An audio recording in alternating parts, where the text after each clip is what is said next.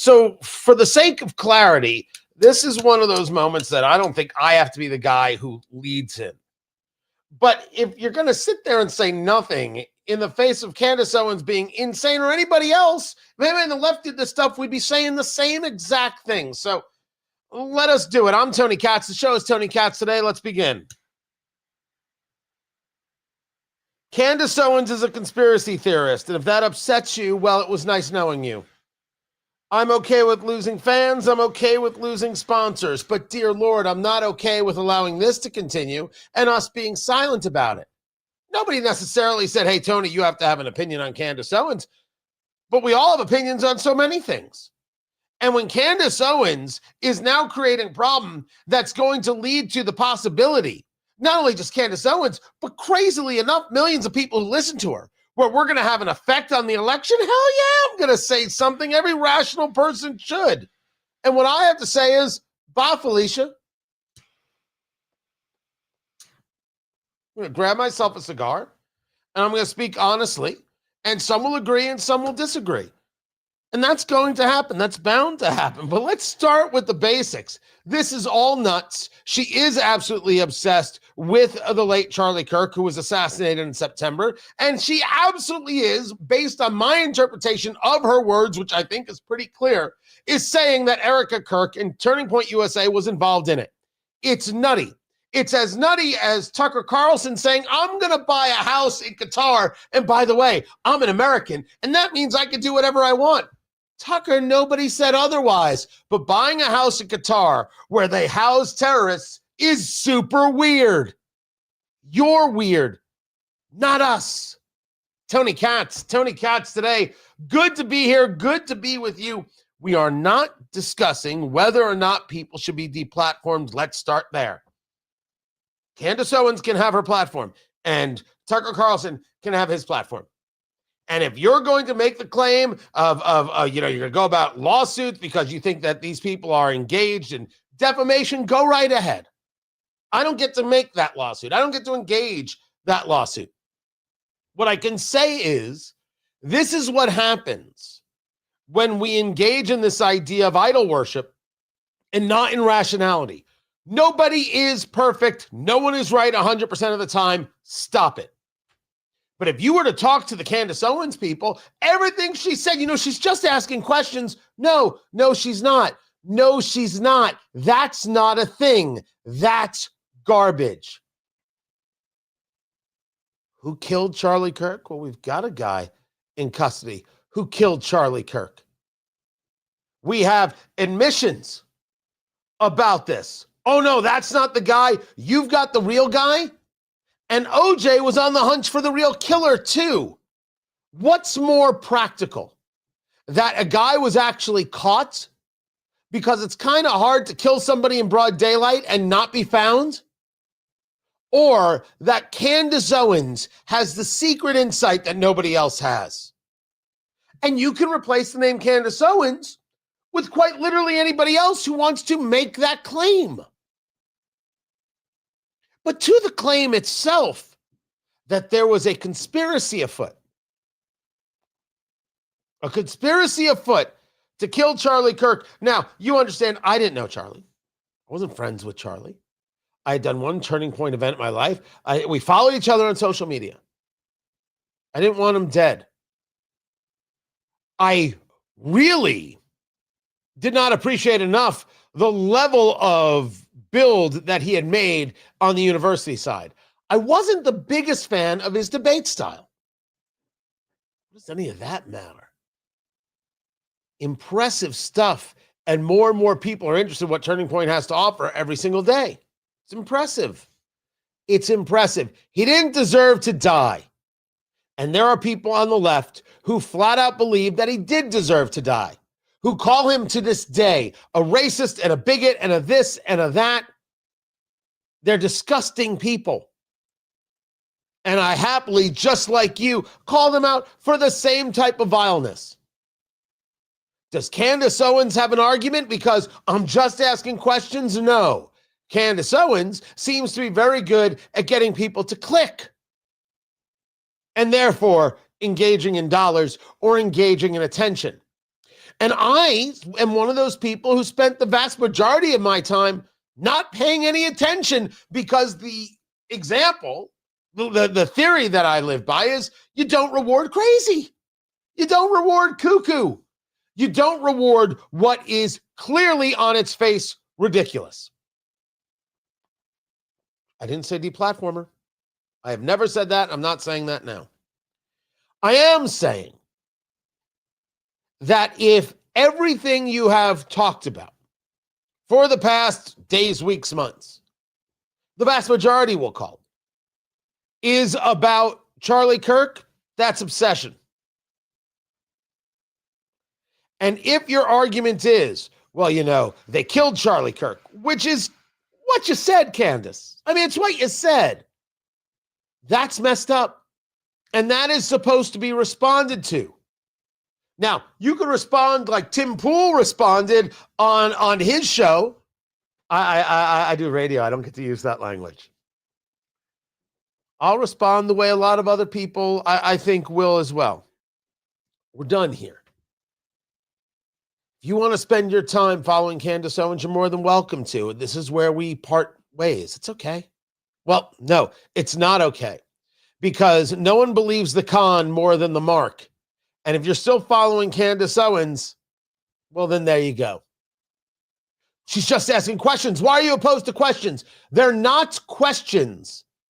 It's insinuating bullcrap, saying to the widow of Charlie Kirk, you did this.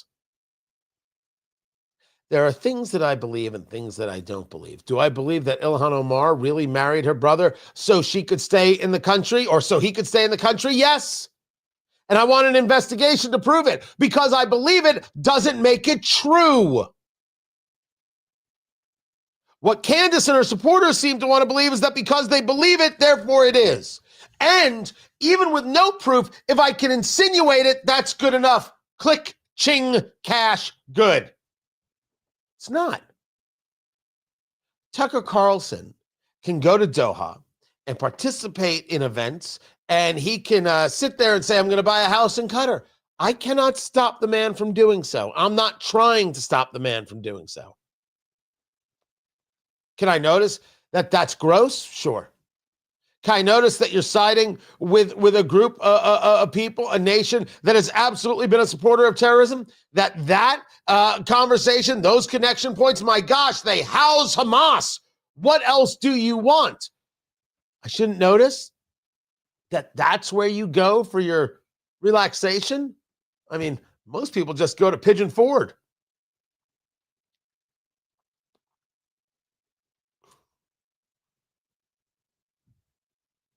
I mean, the craziness of this. I didn't say you couldn't buy the house. I'm allowed to notice that that's enough for me.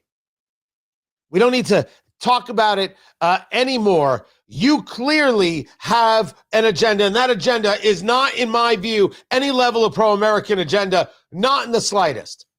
Your response is, I'm an American, I can do what I want. Great, you're an American, you can do what you want. I didn't say you weren't an American. But like a lot of Americans out there, that's pretty screwed up. You're weird, man. You're weird. It's a strange thing to do, to say, I'm going to get a place in Qatar. Are these people, in their sole objective, Tucker, Candace, are they trying to divide the political right? Is this about trying to tear down what is this, what some people would call this MAGA coalition? I don't know. I can't answer that question. I start, I think, where most people start, which is the very idea of the dollars. Does Nick Fuentes actually believe what he says? I have no clue what that freak believes or doesn't believe. There's a whole bunch going on about this guy, the white supremacist, the anti-Semite, the woman hater. He was on with Piers Morgan, admits that he's a virgin. Whatever. I don't actually care about. I don't care about him. I don't care about that. And then someone was showing some testimony he gave, I guess in front of Congress, where asked about his employment, he pled the fifth. Like he didn't answer where he was employed, and that's why Elon Musk is saying things like he's a Fed. We live in this world. I don't know if he's a Fed. But do I think that there's good money in what he does? Well, there's got to be something in what he does. I mean, that's clear. There's some value in it for him. There's some value in it for Tucker. There's some value in it for Candace. My question is, what is the value for us? And I believe that value is zero. There's a value in Tucker Carlson's anti-Israel approach when he's pro-Qatar? No. If you don't believe in the alliances, if you don't believe in the what you call it, the aid, well, that's fine. I'm okay with that. But you'll cozy up to Qatar, which harbors Hamas? Sorry, that becomes an unserious conversation. There's something in it for you that's not in it for the rest of us. I've got people in my chat room right now as we live stream there on YouTube, youtube.com/Tony Katz, saying, hey, it's like nobody wants to know what happened to Charlie. Candace is this and she's doing this right. No, she's not. She's putting things out into the ether and utilizing a platform to kind of codify it, to give it not just relevance, but give it legitimacy. And that's not how these things work. And while she's doing that, she's disparaging Erica Kirk and this entire organization. Charlie Kirk was going to divorce her?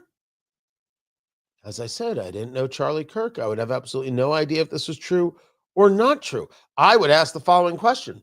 Do you believe that Charlie Kirk was a man of God?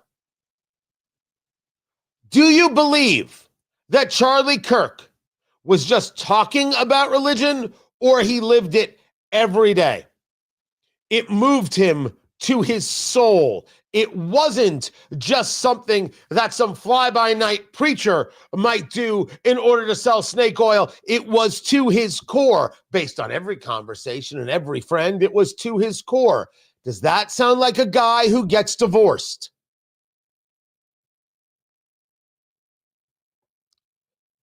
But it just gets put out there like somehow we're supposed to just say it.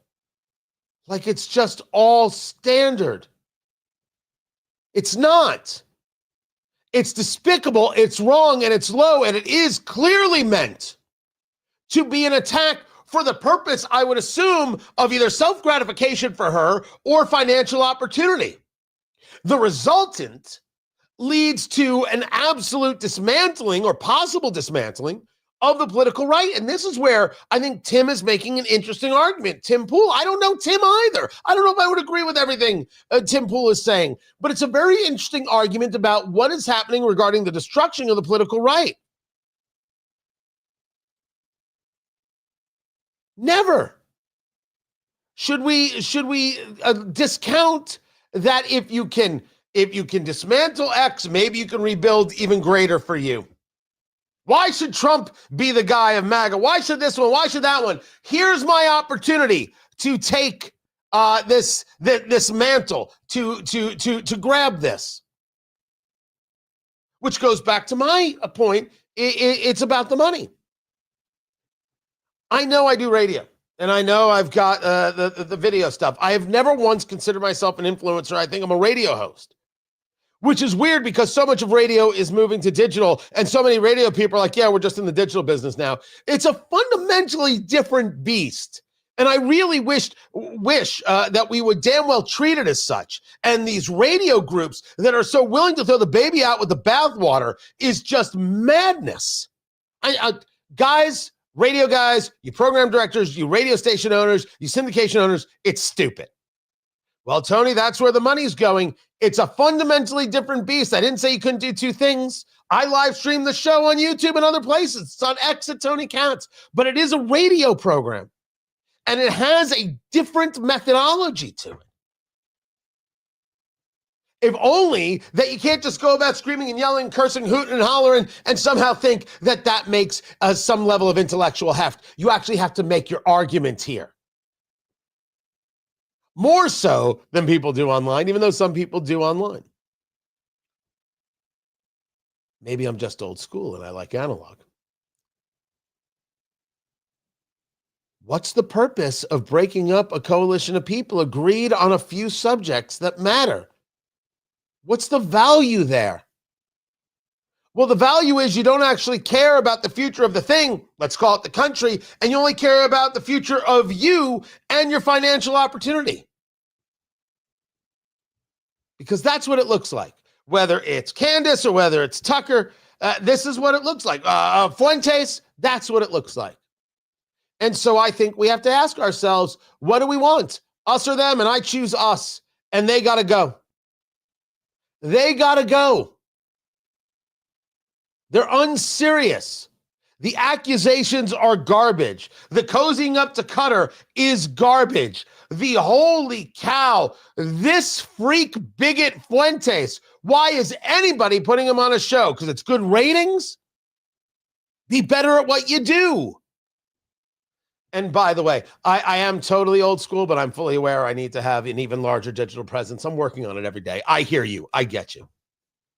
So, you want to be a supporter of Candace Owens, you're more than welcome to. I can't stop you, but I'm not interested in pretending that we have anything that connects us. She's a conspiracy spewing person. That's all she does. This is not about anything of value. This is about her, and no one believes the con more than the mark. And for one, I like this shakeout. You'll never see this on the left. They're okay with all their crazies. I'm Tony Katz. This is Tony Katz Today.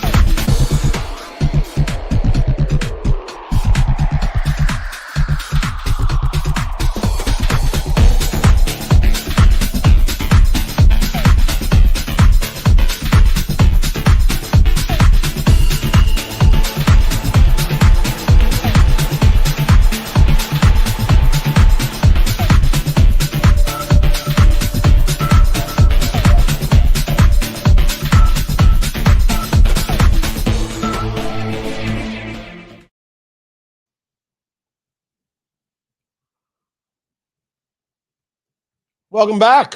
Hey, Tony Katz Today. Good to be with you. Listen, I knew what I was saying. I'm aware of what I'm saying.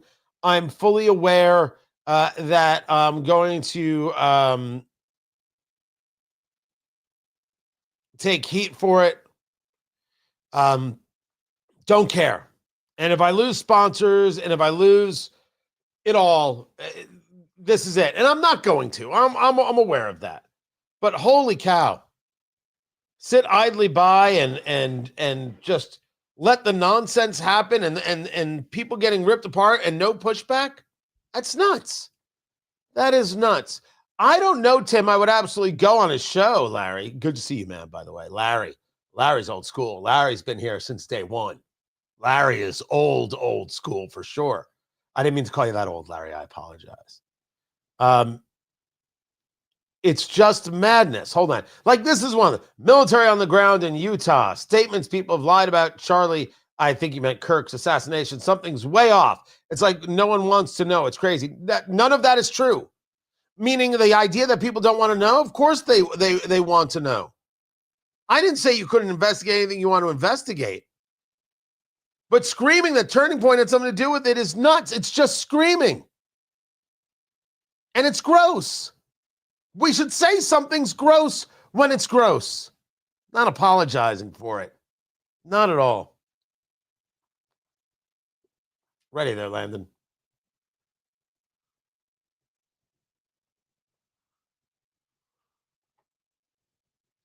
Coming back.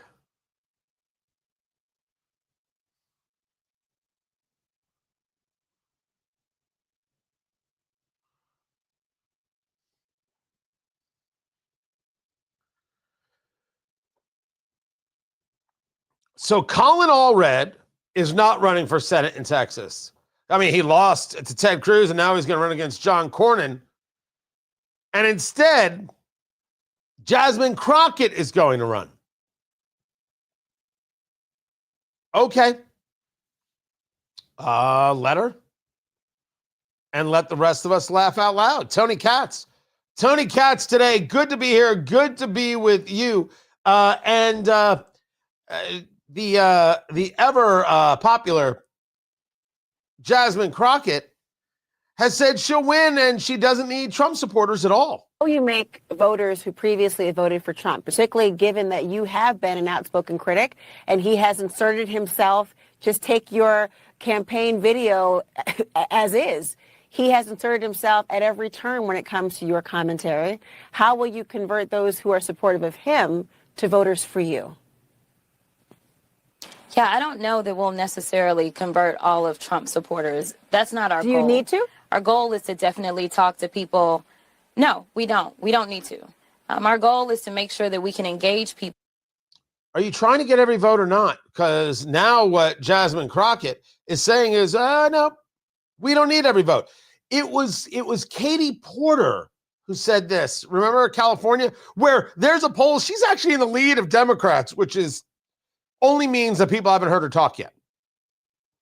That's the only reason Katie Porter is in any way, shape, or form popular. And yes, I'm fully aware that I did not play because I wasn't doing Jasmine Crockett Masterpiece Theater. Usually, I have a very serious bit of mocking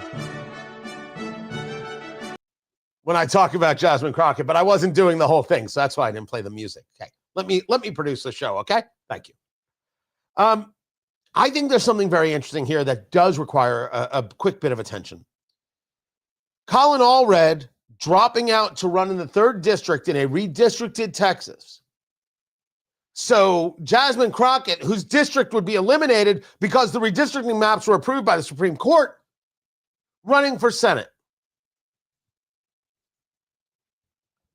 We're going to find out so much from this, including whether or not the Democrat Party is really behind this.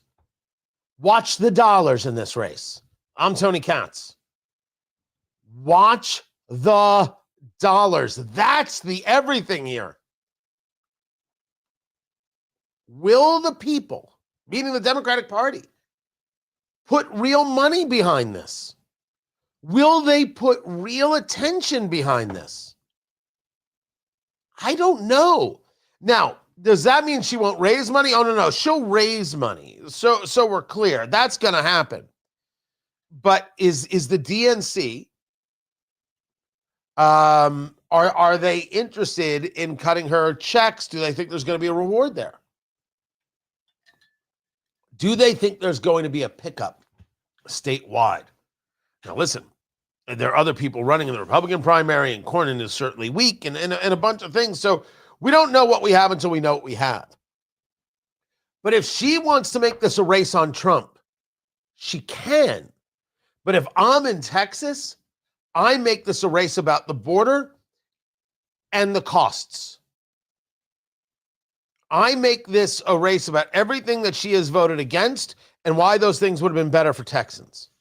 I am talking about the border constantly and how she never once favored having any strength and support of ranchers and those murdered at the border.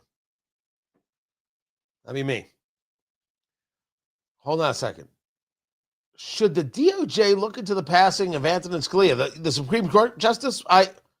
First time anybody's ever said anything to me like that. Why would that be? Why in the world would that be? I don't see the need. Maybe you know something I don't. Maybe there's a story out there that I don't have.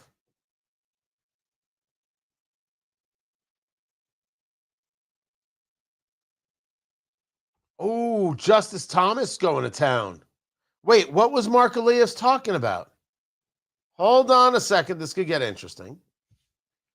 So this is, campaign finance laws. All right.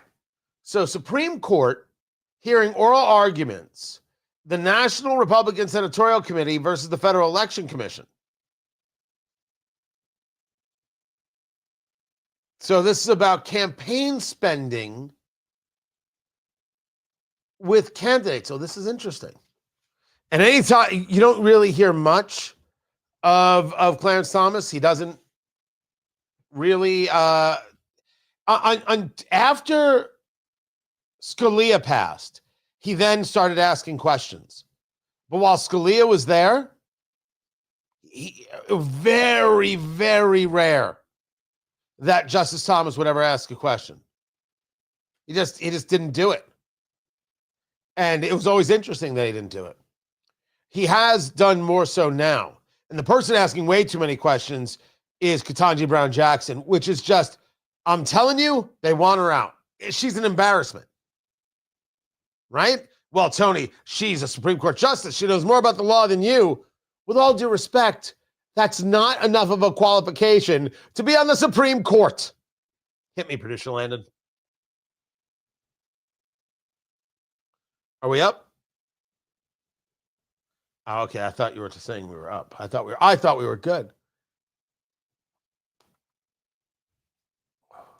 By the way, Bullet, Bulliet, or is it EIT, has never been my brand for bourbon. I just did pick up another bottle. It was something I haven't tried yet, and I'm always willing to try.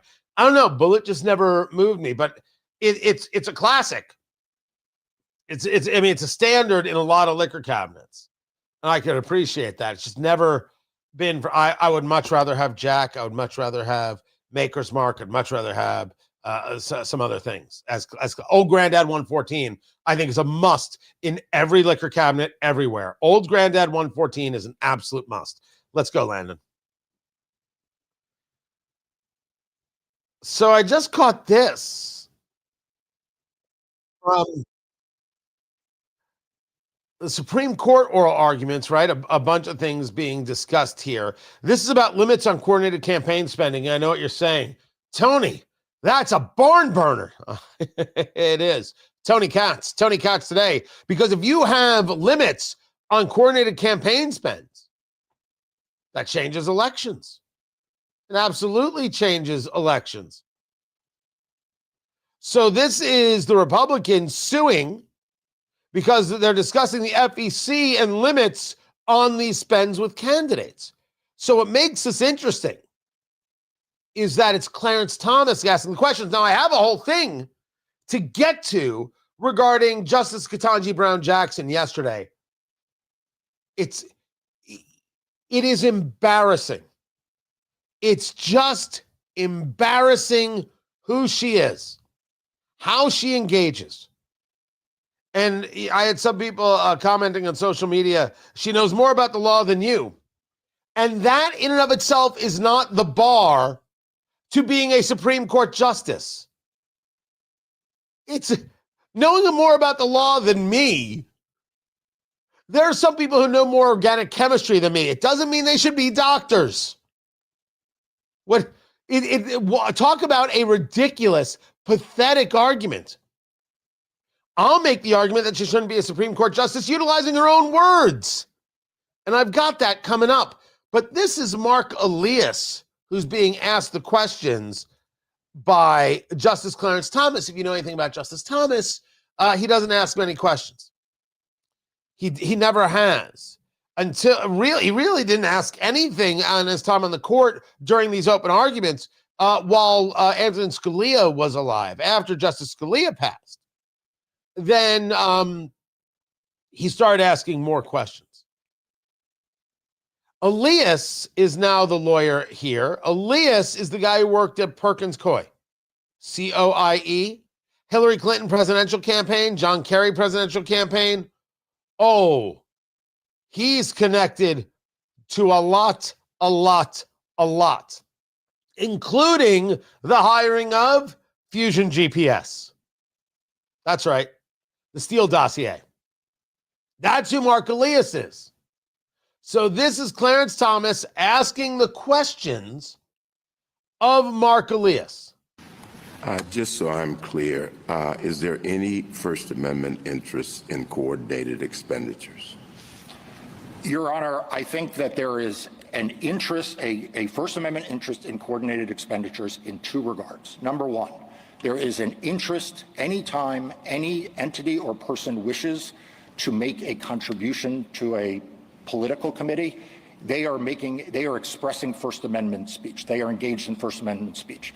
Buckley said that is satisfied by allowing them to contribute. So essentially, the speech is in the first dollar. It is in showing support for that candidate, and that's why the contribution limits could be $3,500, because the idea to contribution limit candidates, because though the donor is engaged in First Amendment activity, engaged in First Amendment speech, it is essentially symbolic speech. It's the act of giving money. So that's number one. Number two, I think this case would be a very different one if the as-applied challenge, first of all, if it was an as-applied challenge, but second, if it was an as-applied challenge where what the party wanted was its own speech and it wanted to coordinate that speech with the candidate. I think that people can give to candidates. And if we want to argue that the giving to the candidate is a free speech issue, I think that is fine. Now, the question of coordination is something that could be seen as different. Are we talking about the idea of saying the thing I want said or the support of the thing that's already being said? I think that there's a little bit of this, but let's continue. That would pose a very different case. And there would be different considerations on how that could be limited, which is why in 1996, the brief of the Democratic Party went to what the scope of coordination was, that there should be less of a sweep of what is considered coordinated. But if you're saying, is there First Amendment speech with respect to paying the bills of a campaign so that the campaign staff stayed at a hotel, it is just in the act of making the donation. It's just in the act of making the in-kind contribution. I still don't understand what you're saying. If the party coordinates with the candidate and pays the bill, is that speech, or does that have a First Amendment protection, or is it simply, as you say, a bill-paying exercise? It is speech. It is speech, and under Buckley, what it is treated as is a contribution, and therefore, though it is speech, it is subject to limit by Congress on how much can be spent in engaging in that speech. You realize how technical we're getting here. But it's hugely important to all of us. What is important here is that whether or not we get to contribute, whether or not we have a say, who has the say in the support of candidates? I think that this is one of the few places in America right now that we could, Republican and Democrat, conservative and liberal, get some agreement to on the idea of whether we want our candidates to be able to take certain dollars in certain aspects in certain places. I think that we can get Americans to agree on that and free breadsticks, right? These are the two things. We agree on who can give money to candidates and free breadsticks. Now, of course, you can't get people to agree on money.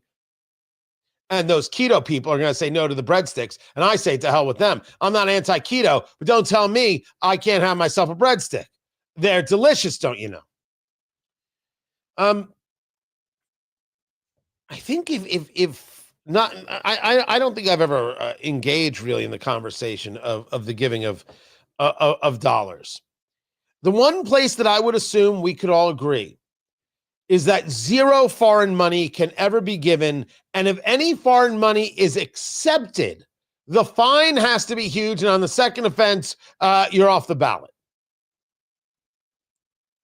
We have to be people who completely safeguard against anybody from any other nation giving money to our candidates on any level.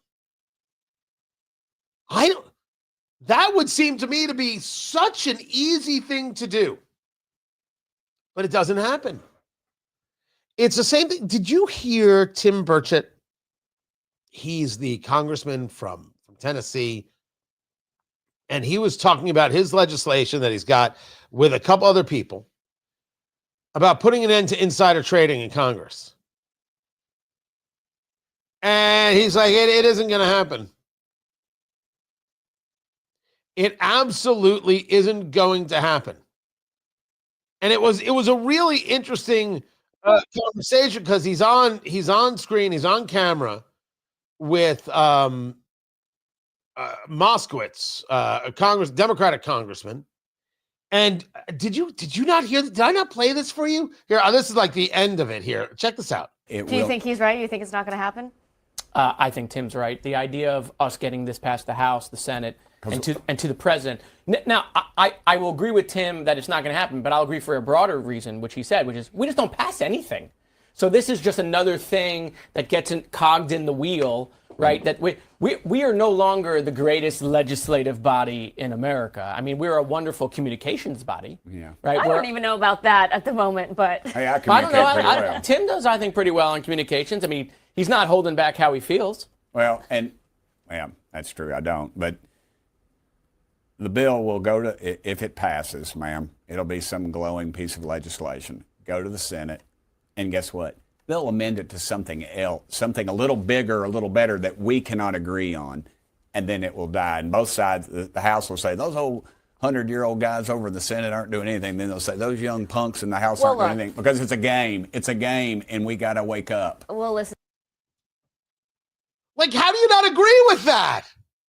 I don't think there's such a thing as the uniparty. I'm one of the people who's like, that is just ridiculous. There is a fundamental difference in the parties if I only discuss the idea of whether or not you think a boy could be a girl and therefore go through some level of surgical or chemical mutilation. There's a difference between the parties. But how true is this? They can insider trade on information they get that if you and I got, we would go to jail. And here's this legislation that Burchett has got. He's got that going with Pramila Jayapal of the Progressive Caucus. And they know they can't get it through. So the money thing is one of the things I think we can agree on. Why don't we see more pressure on that? What? If the argument is, well, it's going to keep us from making our millions of dollars while we're in Congress, okay, well, we're not interested in your millions of dollars. We're interested in our dollars. That's the whole point. And maybe your lifelong career shouldn't be in Congress. It's Evan Sayet, the humorist, who says Congress is the only place you get elected to when you're 25 and you leave when you die. That's the problem. That's the issue.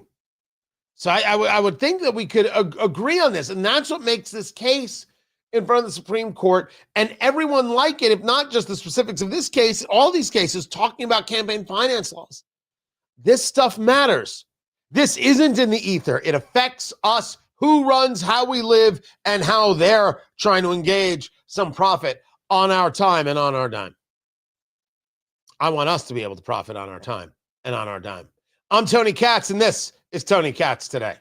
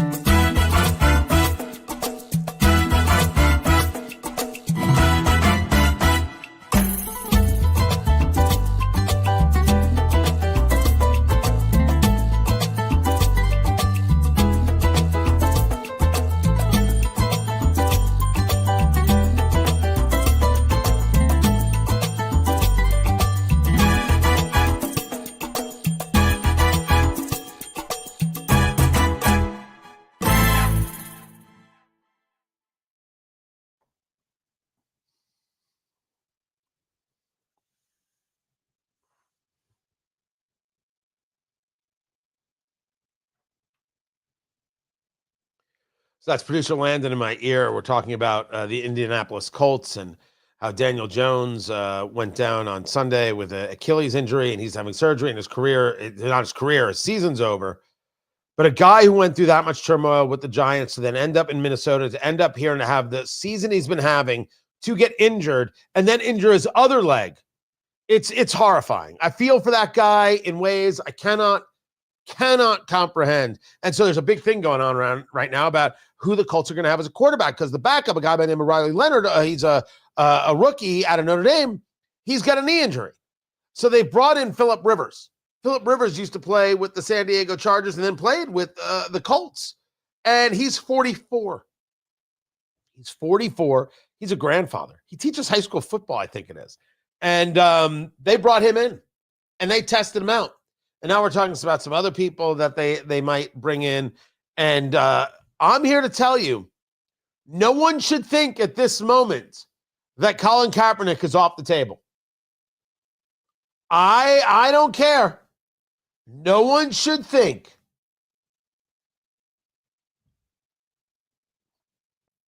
that that is, I'm telling you, producer Landon, that's an option.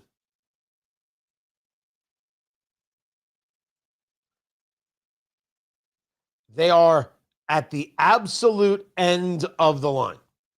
There are no quarterbacks. They don't exist. So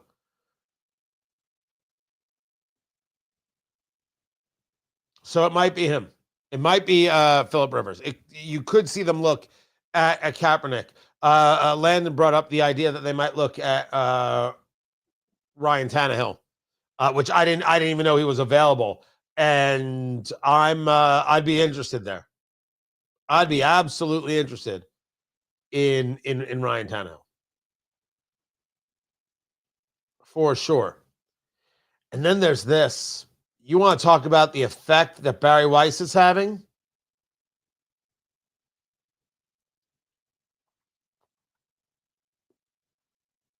This is fantastic news. I'll get into that in a second as we come back to the show. So as for Andrew Luck, I did I put out a post to Captain Andrew Luck on Twitter, who writes, it's making fun of the former quarterback of the Colts, Andrew Luck, with his beard and the neck beard and his deep, deep voice. And he sounds like the Jolly Green Giant. He lives under a bridge and collects toll money. And it's always about how he's like really a captain in the Civil War in 1864. And he's always writing to Mother about how things are going with the troops. So I wrote him a tweet in that voice about coming back and playing for us. I thought I did a pretty good job with it, Landon. So anyway, coming back to it.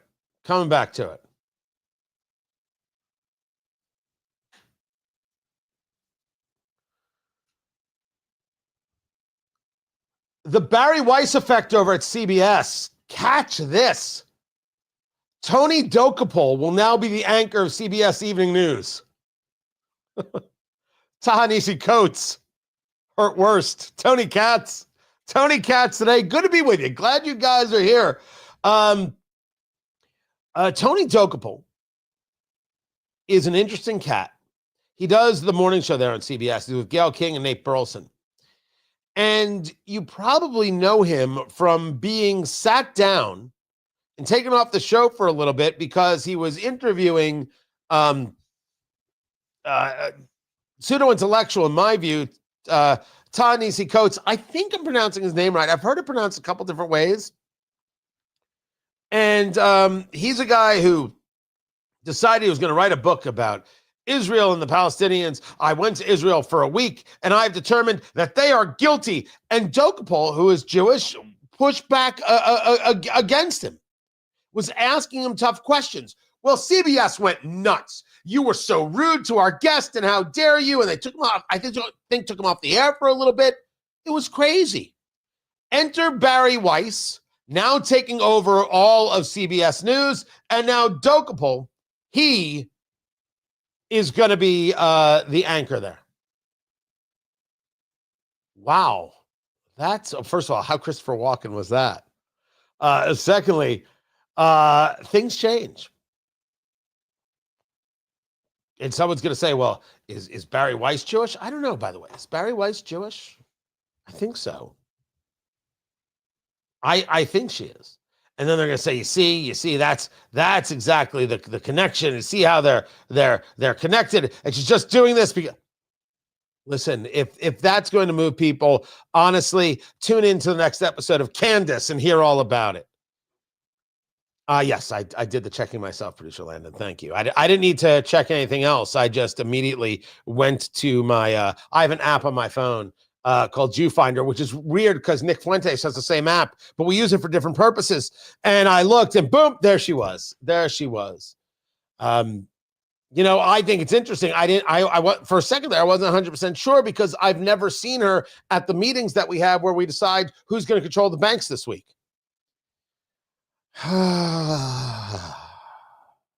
Do me a favor and send all of your hate mails to buck@yahoo.com of Clay and Buck. I'm sure he'll take a good look at that right there.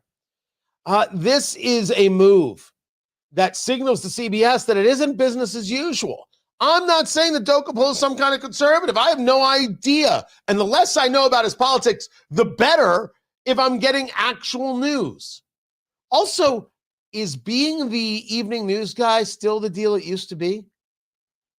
News is 24/7 and it's on your phone. Does being on the news there, does it matter? Being that guy? I got to assume for at least the contract, yes. But the message it sends to CBS? Huge. Keep it here. I'm Tony Katz. This is Tony Katz Today.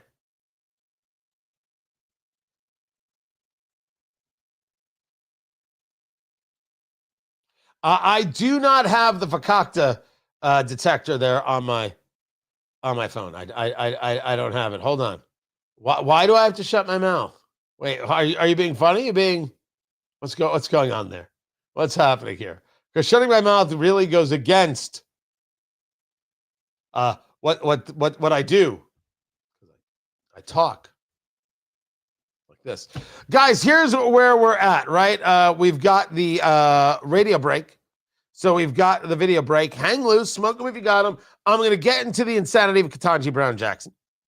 I have got that for you. Trump's statements about Nicolas Maduro as well. Hold on. This just in.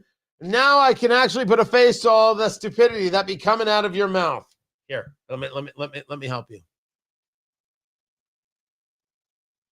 Better? You got that? Good.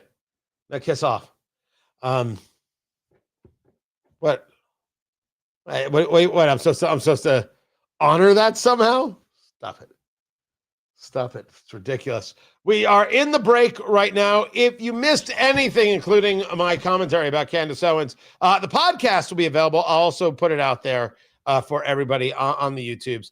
Just search for Tony Katz Today, wherever it is you get your podcast, and boom, there it will be. And don't forget, Trump 1 year later, a red tie gala, January 24th. Get your tickets right now. Tickets.tonykatz.com. Tickets.tonykatz.com. The bourbon, the food, the laughs, the live music, and me. We're going to take everybody through the first year of the Trump administration, the highs, the lows, the interesting things, and what is going to be setting up the opportunities for the midterms. Is it more than just the economy? I will have that answer. Downtown Indianapolis, January 24th, red tie, like black tie, but fancier. Bring the red tie, wear it, I would suggest, and come join us. Trump 1 year later, a red tie gala, January 24th. Tickets.tonykatz.com. Tickets.tonykatz.com. Cannot wait to be there with you. Hang loose. We'll be back to the show in a few minutes. Keep it right here, everybody. There we go. Be right back.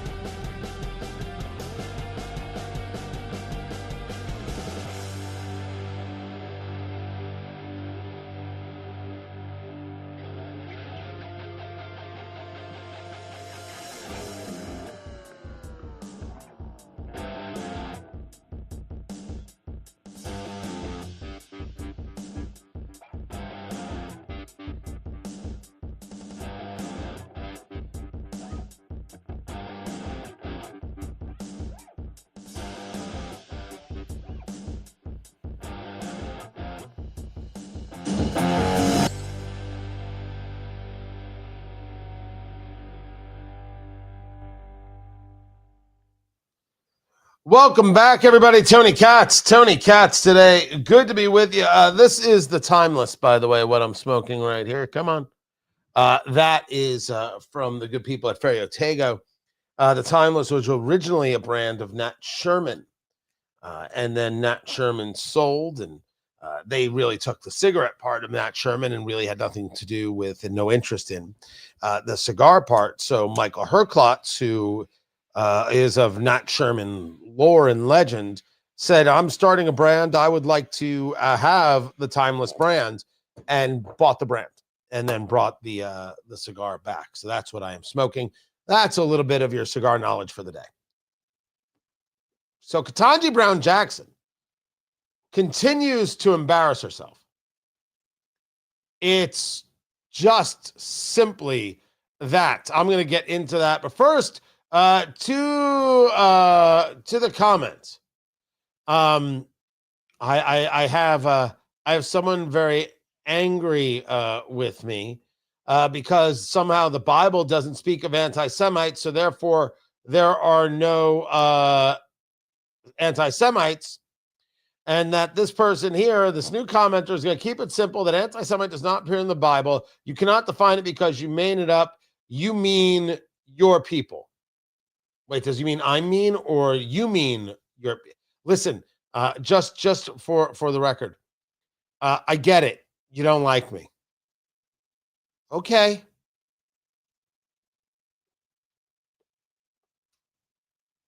I'm still going to do the show. And I'm going to do the show tomorrow. And then I've got a couple days of vacation. But then I'll be back to doing the show. Well, the point is, you have zero play and zero decision-making on how I do this. You need to know that.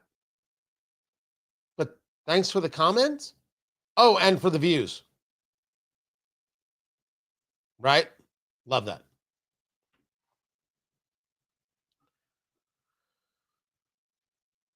So I don't know what's bigger news.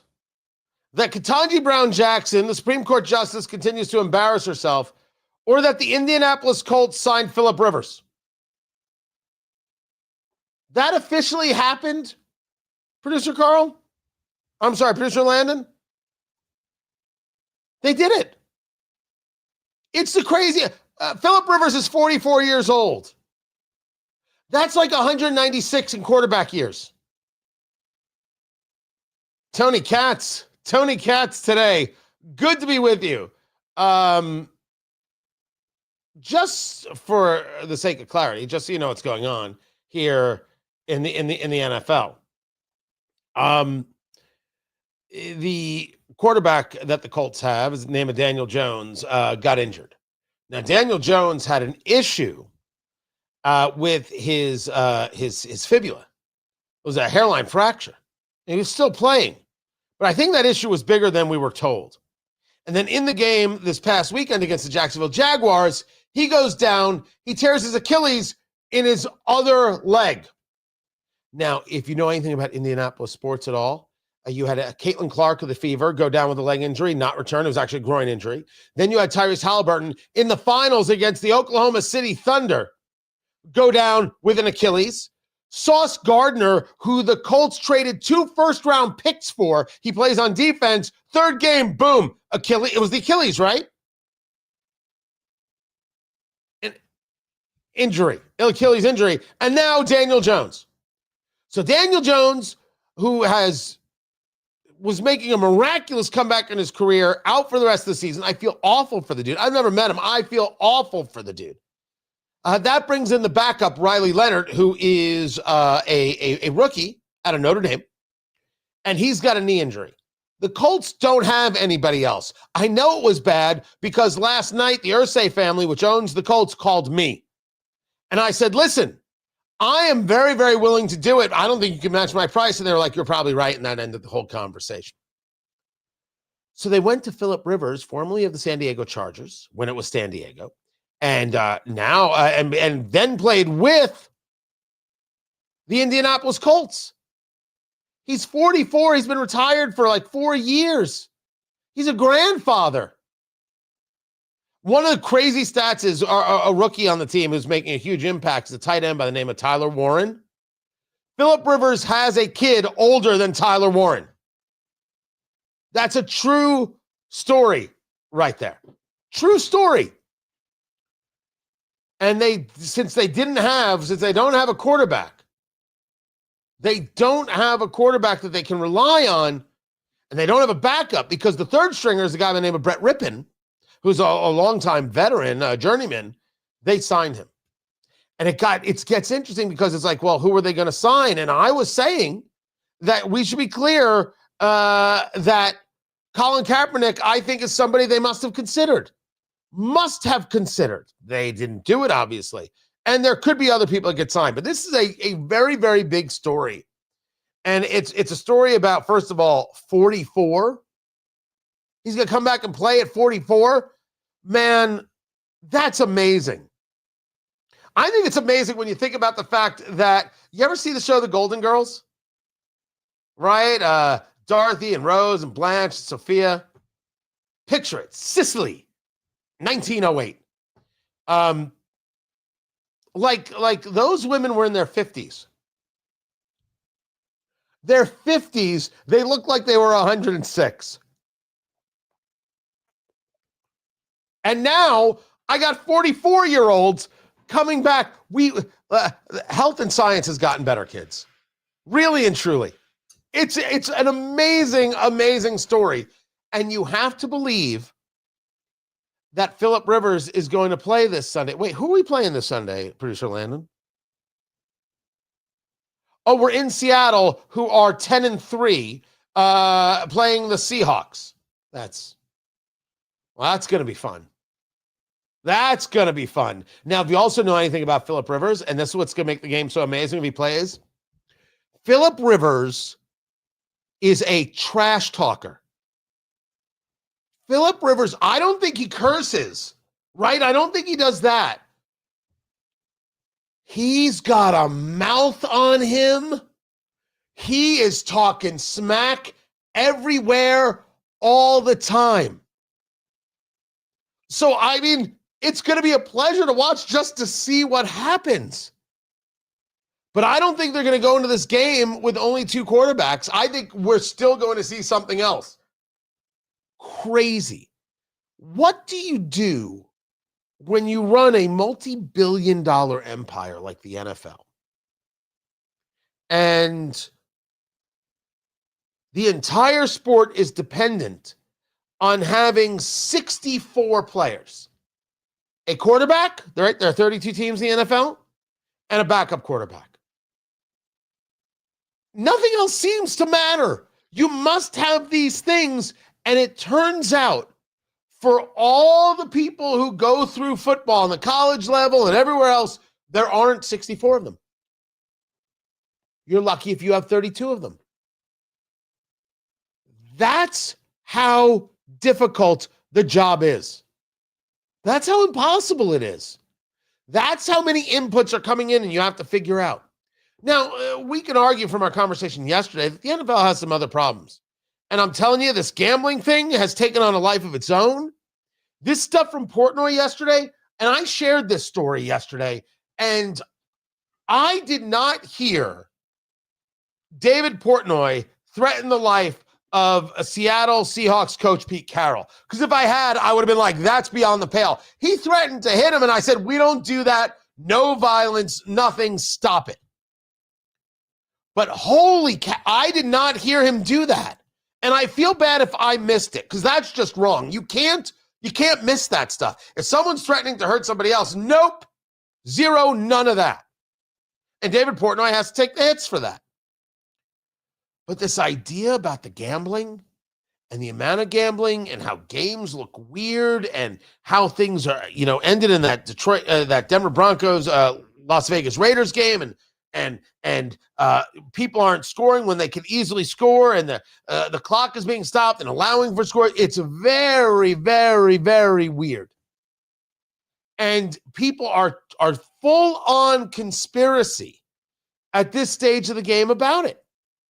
Full on in the conspiracy about what's happening in the NFL. And I just want to be clear, I don't think it's just the NFL. I think that this gambling thing is happening everywhere. My commentary yesterday was, if Pete Rose played today, he would never have been banned from baseball. I know he bet on his own team. That's not the point. This is all just now matter of fact. But I think it's starting to have a real negative effect on the game. It is. It's having a real negative effect on the game and how people perceive it. Now, I haven't seen it do anything yet to the viewership. I mean, there's always some conversation, always some kind of talk about how people are going to ban this or they're going to boycott this or boycott that or boycott the other. And it doesn't really happen. It doesn't really happen. But I'm thinking that this gambling thing might actually have an effect. As for Phillip Rivers, that's just crazy. Crazy that he got signed, man. Welcome back to Indianapolis. It's good to have you. Go win, man. Go win. This team is 8-5. It's not in front of the AFC South now. That's the Jacksonville Jaguars. But you're going to see them at the end of the season. Go win, kitten. Go do the thing. You are playing on borrowed time. You have no rules on you, no expectations on you. And you happen to have a team that, just manage the ball and you'll be all right. Crazy. The NFL has such a dearth of quarterbacks. You needed a 44-year-old. I'm telling you, if anybody else goes down in the league, Vinny Testaverde's getting a call. Crazy what is happening here. And if I'm the NFL, I am truly concerned. Truly concerned.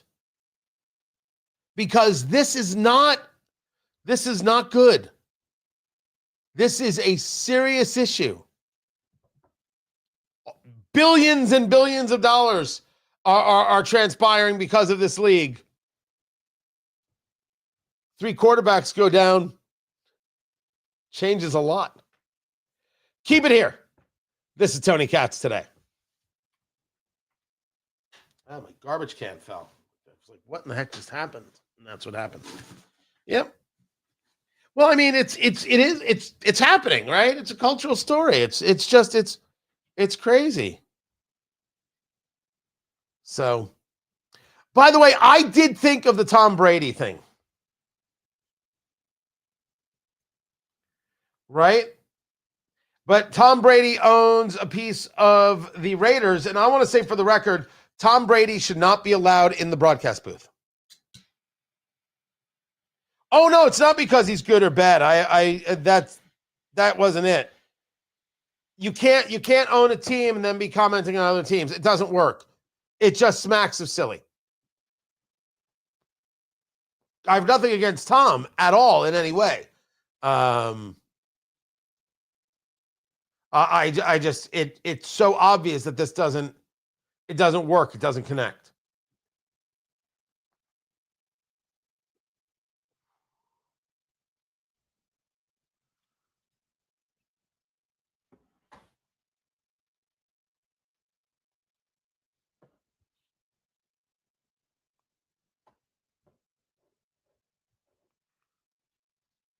Hold on a second.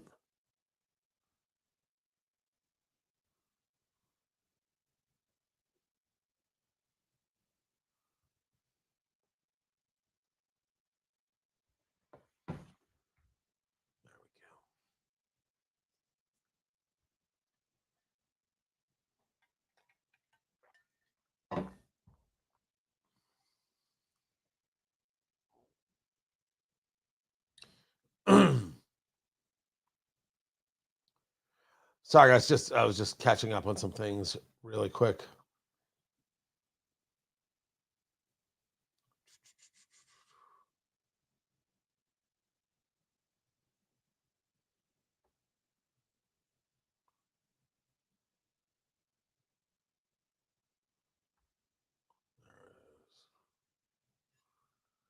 All right, I do. Do I have time? Oh, I do. Okay. I'll do the story of Ketanji Brown Jackson right now. Easy enough. Beth.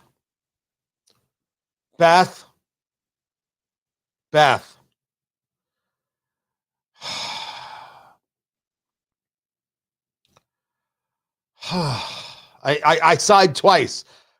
That comment made me sigh 2 times.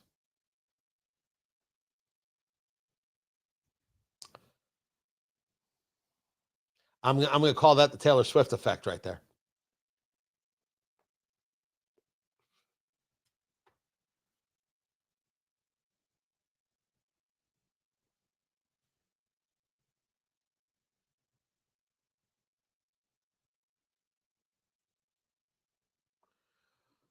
All right. Let's see. Let me get some. Sorry, there's a bunch coming at me.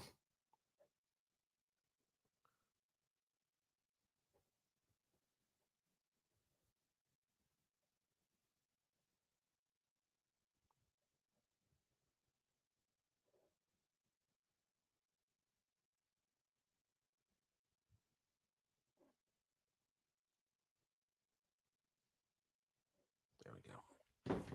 Good. That, by the way, that's that has to be said. That's a sign of the times right there. Troll giggle. The NFL is not a Chippendale show. That's true.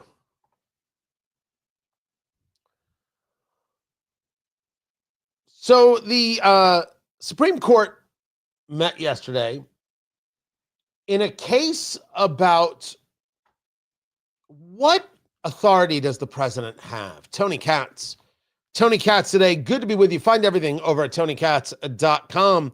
Appreciate you heading over there, checking everything out. And it's a question of whether or not the president can fire people who run agencies.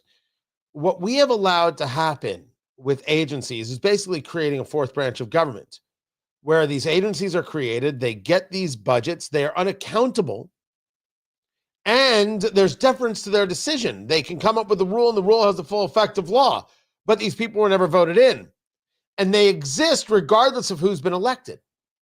It's a real problem.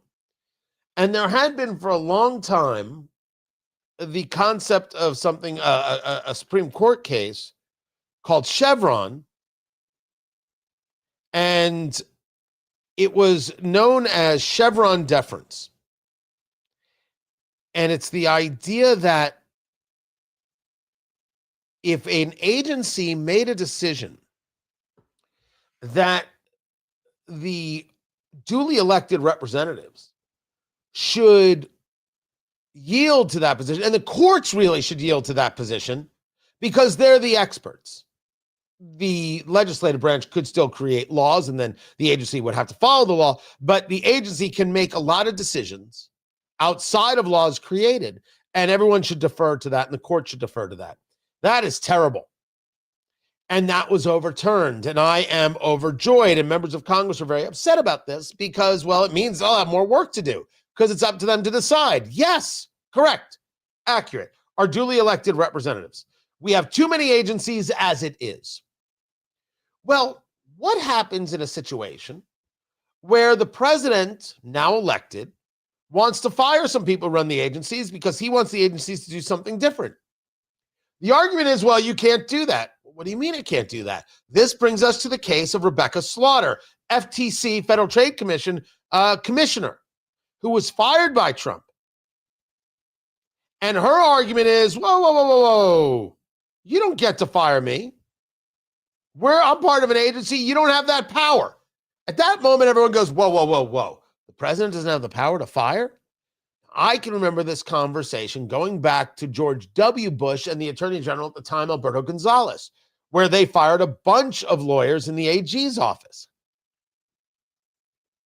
And what they were told is, you can't fire those people. It sounded very much like, hey, Mongo, you can't park that horse over there. And then, bam, the president can fire anybody the president chooses at any time. What a nutty thing to think otherwise. The DOJ is part of the executive branch. End of discussion. It's a very weird thing for people to say you can't fire these people. Somehow, if you work in the federal government, you have a job for life. You have a job for life. That's nuts. So now comes this conversation about whether or not the president of the United States, Donald Trump, can fire the heads of independent agencies. Now, there's a whole feeling that maybe you can and maybe you can't. And there's a precedent that's referred to as Humphrey's executor. I am not a Supreme Court expert, but I'm trying to do some studying. And what it does is that it would limit the power of the president to fire members of independent commissions. However, this decision, this precedent, has been slowly chipped away at, bit by bit and piece by piece over the years, over the decades. So it has people like the Chief Justice John Roberts saying that Humphrey's executor is really nothing more than a, quote, dried husk. So maybe they're looking for a reason to get rid of it. Or maybe, as oftentimes the court does, what they're really looking for is a way to make subtle changes without making large-scale changes. Ketanji Brown Jackson, Supreme Court Justice, has been an embarrassment since she joined the court. I don't care that she knows more about the law than me. She doesn't know enough to be a Supreme Court Justice. She acts on emotion, not data. She is embarrassing. This was her yesterday in the discussion of this case. Some issues, some matters, some areas should be handled in this way by nonpartisan experts. That Congress is saying that expertise matters with respect to aspects of the economy and transportation and the various independent agencies that we have. So having a president come in and fire all the scientists and the doctors and the economists and the PhDs and replacing them with loyalists and people who don't know anything is actually not in the best interest of the citizens of the United States. Is this your legal opinion, or is this just your I'm sitting in my living room screaming at CNN opinion? Because it sounds like the latter. Those who were fired, for example, if he had actually fired Anthony Fauci, wouldn't that have been the right thing to do? Because Anthony Fauci, for all his so-called bona fides, got everything on COVID wrong and lied to America. You don't need a mask. Oh, wait, you need a mask. Oh, wait, I'll go to a Washington Nationals game and not wear a mask. And what is this argument that somehow we should defer to people who others have decided have an expertise, but were never elected? Isn't that exactly what happened when you saw governors say, well, our health commissioner says you can't open your business, so you can't open your business during COVID? You can't go to church? We elect leaders to be leaders at all times, take in the data points, and then make decisions. I didn't elect some doctor who sits on some board to decide whether or not my business can be open. But this is the argument being made by a Supreme Court justice, that some expert should have the power and not the elected president of the United States. These issues should not be in presidential control. So can you speak to me about the danger of allowing in these various areas the president to actually control the Transportation Board and potentially the Federal Reserve? And if I never served in the military and I am elected president of the United States, to which I would be awesome, do I get to be the commander in chief? I never served. Barack Obama never served. I don't even think that guy ever played with a G.I. Joe. Did he get to be commander in chief? What an argument. A nonsensical argument Ketanji Brown Jackson is making. And then, as she does in almost every time she opens her mouth, she'll tell you how she doesn't understand. All these other independent agencies. In these particular areas, we would like to have independence. We don't want the president controlling. I guess what I don't understand from your overarching argument is why that determination of Congress, which makes perfect sense given its duty to protect the people of the United States, why that is subjugated to a concern about the president not being able to control everything. I mean, I appreciate there's a conflict between the two. No, there's a conflict between your hate for Donald Trump and rational thought, Justice Brown Jackson. If the president was elected and said, here's what we're going to do, and there's an agency that he can't replace leadership to get what he wants done, you think that's okay? That's not a check and balance. That is the people being usurped and not being able to have the full effect of their vote. To not be able to make changes is, what I would argue, disenfranchisement. My vote doesn't count. Well, not in these areas that the court decided I shouldn't have a say. I'm the voter. I'm the citizen. I get a say in all of it.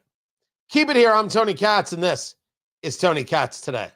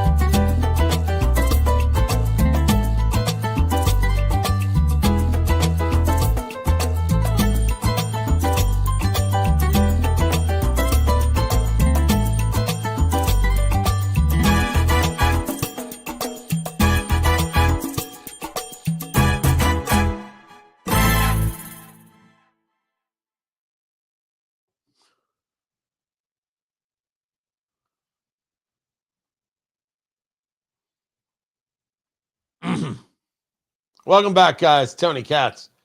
Tony Katz today. Good to be here. Good to be with you. So I have got the Indiana Senate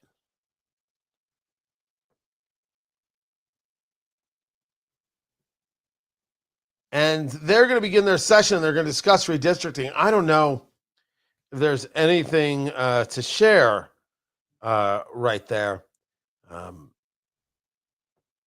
I'll see if there is. I've got my 3 more things that I need to get to.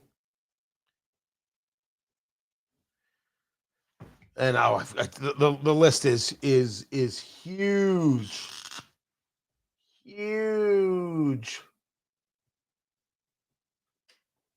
A lot going on. A lot happening. Don't forget to subscribe on YouTube. Things have been really building nicely over there. We're starting to find a little bit of rhythm, and we would like that to keep happening. So I appreciate you guys. If you head over there and check it out, become a part of it, subscribe. Greatly appreciate that.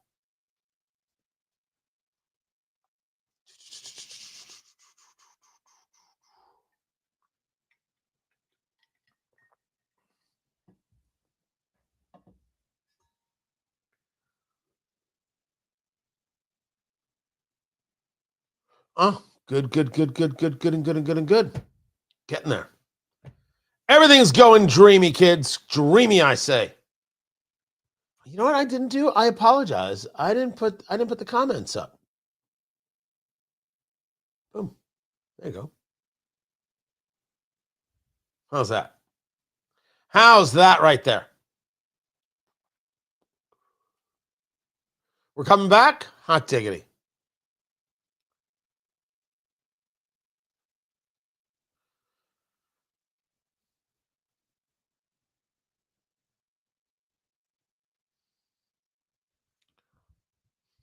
So I've got 3 more things for you. Tony Katz today. Great to be here. Great to be with you. Here is one of those things. This is a story over at NBC News. This is the headline. ICE has arrested nearly 75,000 people with no criminal records, data shows. That's a very interesting headline. Why is it interesting? Because it doesn't say anything. It doesn't say anything at all. You've arrested 75,000 people with no criminal records. Were those 75,000 people in the country illegally because they're about to have a criminal record? But that's not the story. That's the headline. ICE has arrested nearly 75,000 people with no criminal records, data shows. The first paragraph of the story, I'm going to read it to you right here. More than a third of the roughly 220,000 people arrested by ICE officers in the first 9 months of the Trump administration had no criminal histories, according to new data. Now listen to me. You just told me that 220,000 people were arrested. A third of them had no criminal histories. So you're telling me that ICE, Immigrations and Customs Enforcement, has arrested 145,000 people who are in the country illegally who do have criminal records?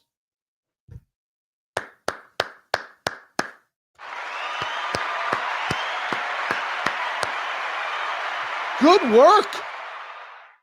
Good work, everybody. Well done. I am pleased to hear this. Why this story matters. The headline's a lie. Well, the headline's not a lie, but you can clearly see how the headline is meant to manipulate low information voters who don't go about even reading the first paragraph of a story and don't dig into a story. All they'll hear is, Trump, he arrested 75,000 people who did nothing wrong. That's exactly the way they'll say it. That isn't the story, because we still don't know of the 75,000, whether or not they were in the country legally or not. And 75,000 out of 220,000, which means 145,000 people had criminal records. That would signal to me that Trump is doing an absolutely bang-up job. Incredible job. That's number one.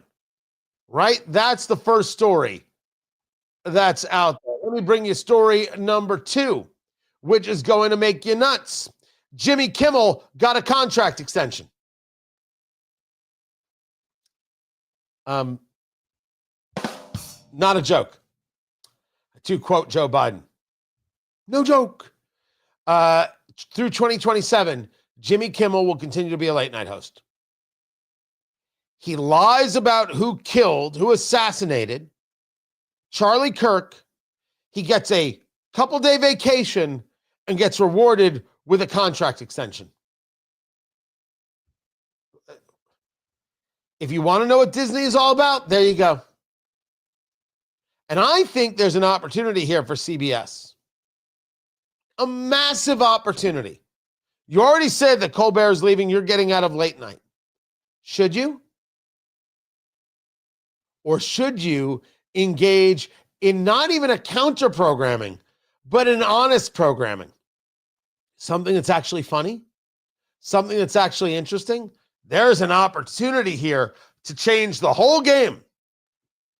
But when it comes to ABC and when it comes to Disney, this is who they are. We don't have to question it anymore. We don't have to question whether or not their ideology drives them. My argument has always been that when you take a look at the late night shows, what the late night shows are there for is it's a signal to their fellow travelers that, hey, no matter what we had to do with the news department, this is how we really feel.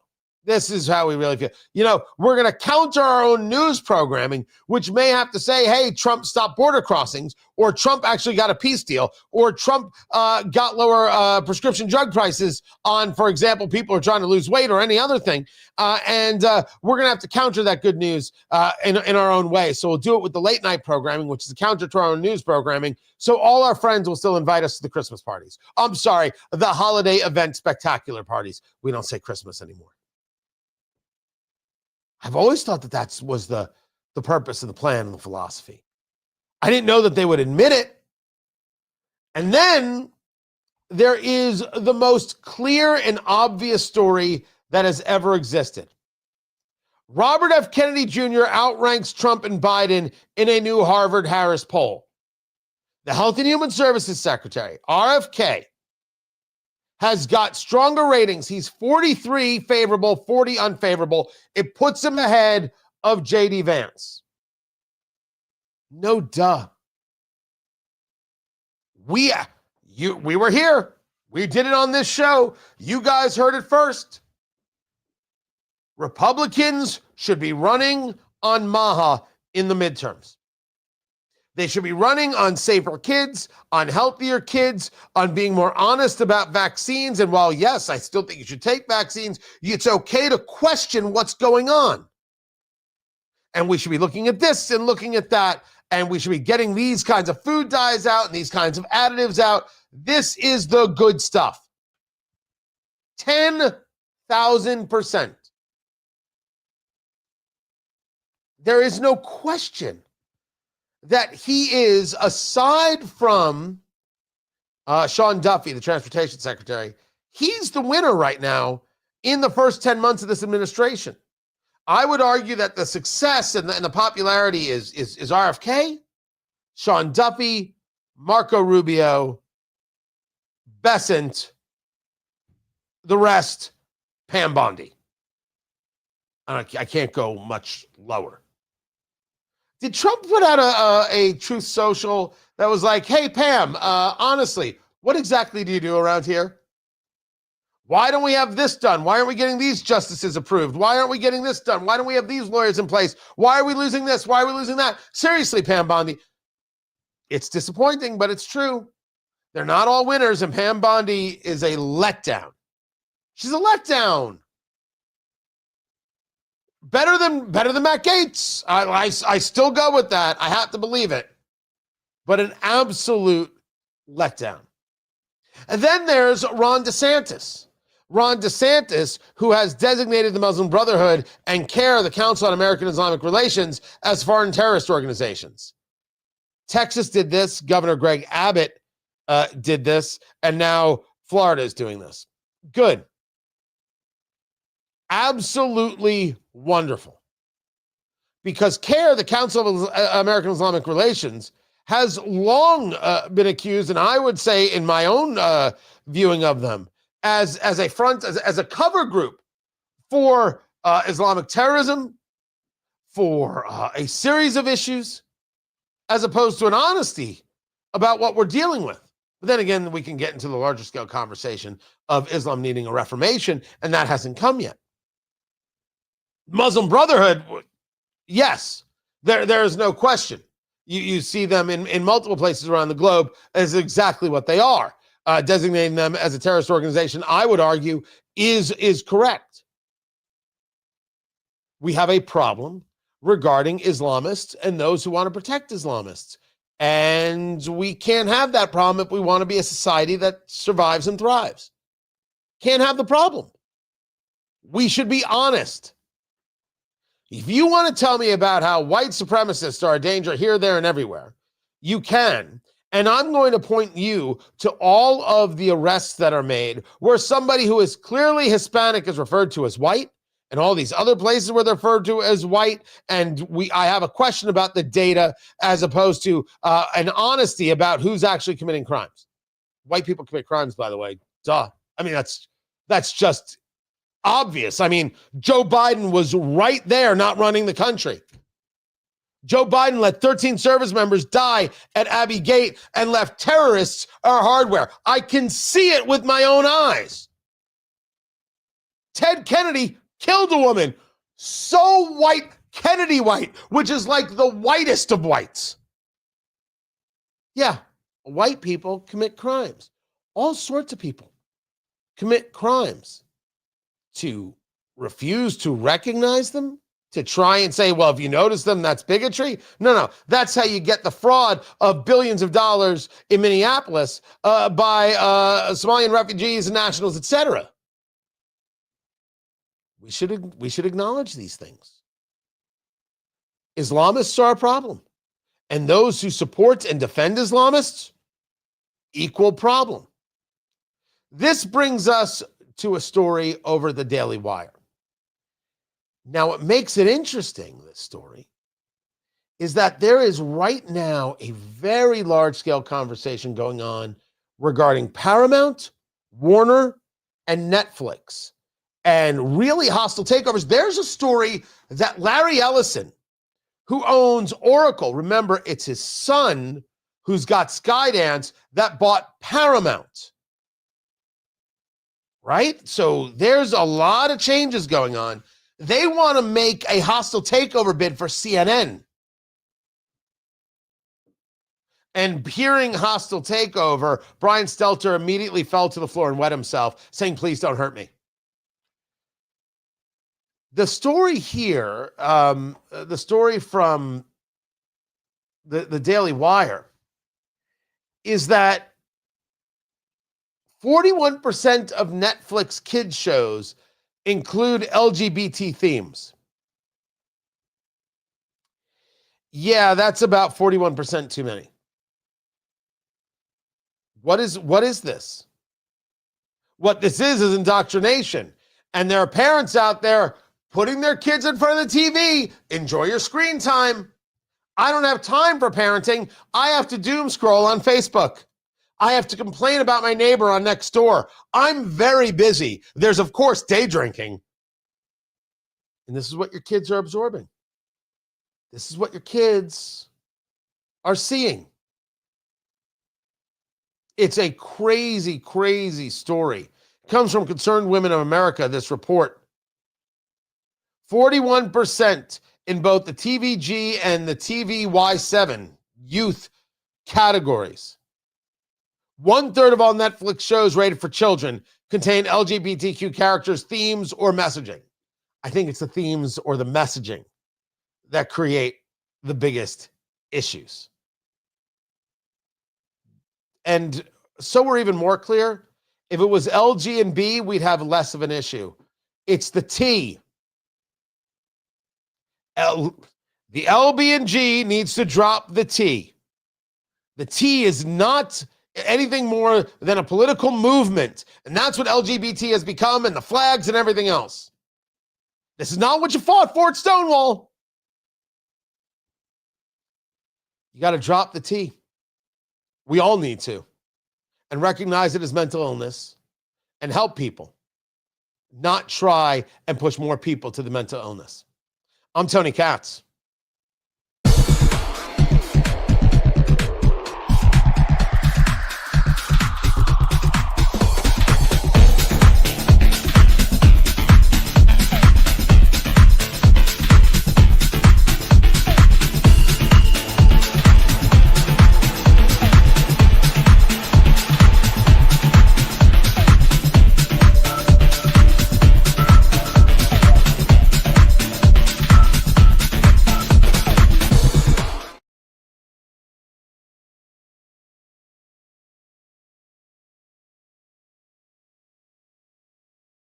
Thank you, Mr. President. Guys, welcome back. The Senate. The Indiana State Senate is in session. They're talking about redistricting.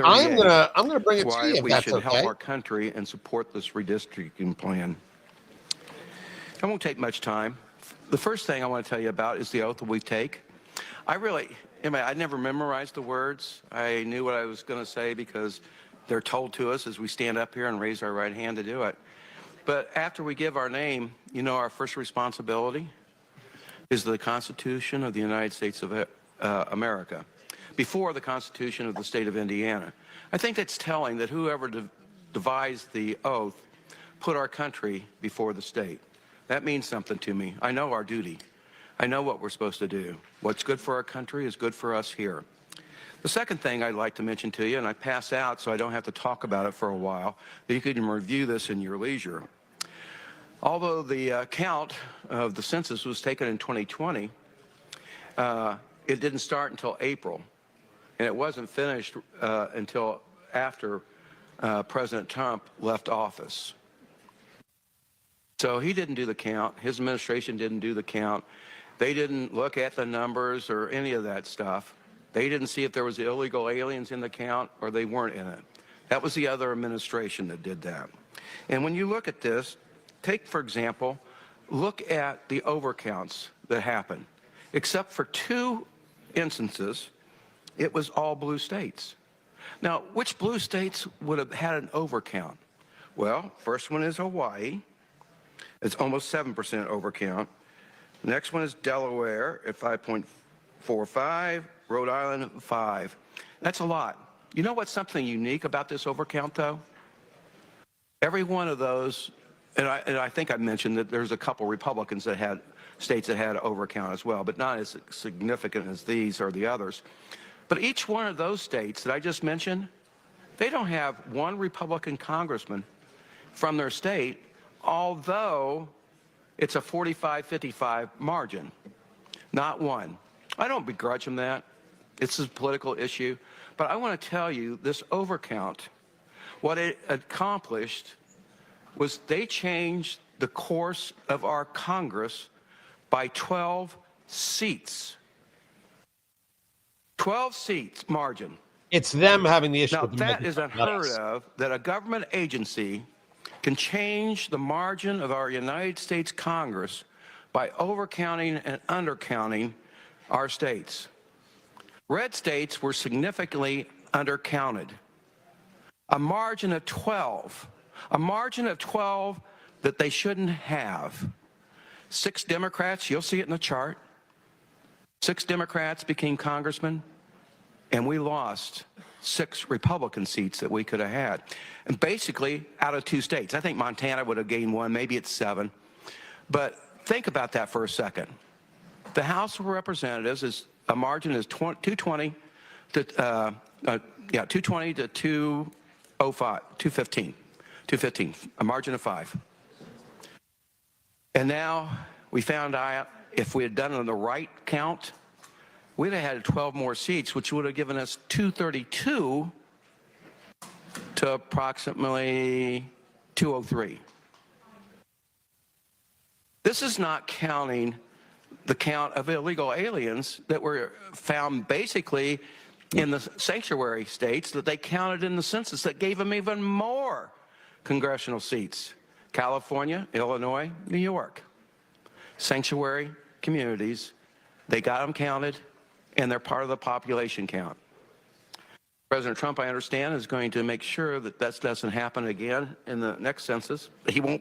This is an interesting argument that he's making. And it's one that I have made here in Indiana, that the legislature does have a responsibility to the country. So we'll get back to this as we get back to the show. Congratulations, Chris, on the anniversary. The God of Fire Carlito. So I don't know what year it is. I love the Carlito. Now, I'm not a fan of the Serie B, as many people are. It's not my cigar. I find it bitter. I adore the Carlito. I buy it by the box, and it's not a cheap cigar. I think it is terrific. I love the Carlito, the 2020, the 2019. Great stick. Can't go wrong. Happy anniversary. Let's get back to the show. It's okay. I feel good in my state of Indiana. The country can go down, but I say we shouldn't allow it. We have a role to play. If we've had an agency that's cheated us, then we can fight back by doing something that's fair and right. And that is to redistrict and give us 9 seats, at least get us 2 back, a margin of 4 out of that 12. That is State Senator Michael Young of Indiana, as they are now discussing redistricting. It got through committee yesterday, 6-3. It turned out I was accurate about who was going to do what, and that if one senator went, others were going to follow. So they're now having the discussion. It's actually on C-SPAN as we speak. Tony Katz today. They're going to vote, I believe, on Thursday about redistricting, which would take the state of Indiana, which has 7 Republican seats, 2 Democrat seats right now, and would redistrict to be 9-0. Really Republican advantage. There is an issue with the map that they put out. Oh, I accept this. I've discussed this. There is a real issue with the map. But the question has been, is this a state that's going to redistrict? And there's been a lot of outside influence trying to go after members of the state Senate, and that influence has been for naught. You could scream and yell on social media as an influencer all you want. You don't mean anything here. An argument is what matters here. And you haven't had influence. I do not know if there will be 26 votes for redistricting when this happens. That's what you're going to need. I do not know if it's going to happen. By the way, you have 40 Republicans. I think it's 50 total. I don't know if you're going to have the 26 votes or not. They just adjourned this. Did they just adjourn the session? Well, that didn't last very long now, did it? Did they just really do that while we were standing here? Did they just adjourn the session as soon as it really started? Huh. Well, that's something. We'll see what they do. It's going to be a big story. Actually, no, I think that vote takes place on Thursday.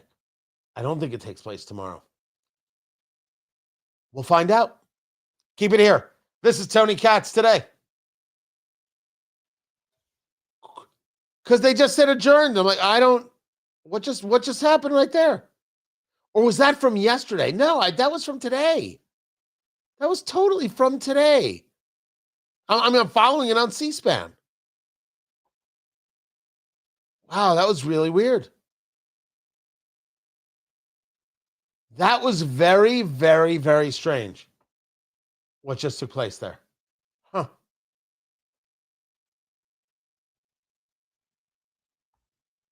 Huh. By the way, Philip Rivers, holy cow, with the post on social media this morning, quote, "For I know the plans I have for you, declares the Lord, plans to prosper you and not to harm you, plans to give you hope and a future." Oh my. Philip Rivers is coming back. Yeah, and he never left. He's going to throw 4 touchdowns against Seattle. It's going to be nuts. Oh my God. If I am a teammate, if I am a Colt right now, I look at that, I'm like, hot damn, I'm hitting the gym.